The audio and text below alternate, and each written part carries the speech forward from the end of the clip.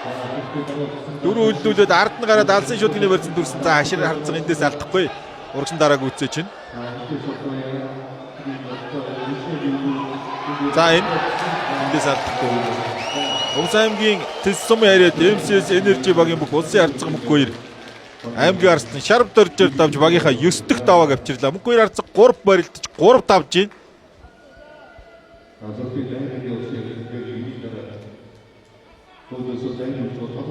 Өндөр мөнгөрднийг толгой ургуулад давхар ачсан.